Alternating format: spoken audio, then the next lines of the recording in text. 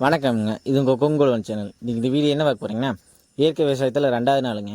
நேற்று பார்த்தீங்கன்னா ஒரு உழவு ஓட்டி விட்டுருந்தோம்ங்க. இன்றைக்கி பார்த்தீங்கன்னா அந்த 10 சென்ட் காட்டுக்கு 15 கிலோ வேப்ப முன்னாக்குங்க, 15 கிலோ சாம்பலுங்க, ரெண்டையும் இறச்சி விட்டு ஒரு உழவு ஓட்டி விட்டோங்க. அது எதுக்கு இறைக்கிறதுனா 3 விஷயம் இருக்குதுங்க. ஒன்று பார்த்தீங்கன்னா பூச்சி வாட்டியாக பயன்படுதுங்க. 2வது பார்த்தீங்கன்னா நோய் கிருமி இருந்தாலும் அதை அழிச்சிருதுங்க. அடுத்தது பார்த்தீங்கன்னா 3வது நல்ல சத்துங்க. புண்ணாக்கில் பார்த்தீங்கன்னா தலை சத்து, சாம்பல் சத்து, மணிச்சத்தெல்லாம் அதிகமாக இருக்குதுங்க. அடுத்தது சாம்பலில் பார்த்திங்கன்னா சாம்பல் சத்து அதிகமாக இருக்குதுங்க.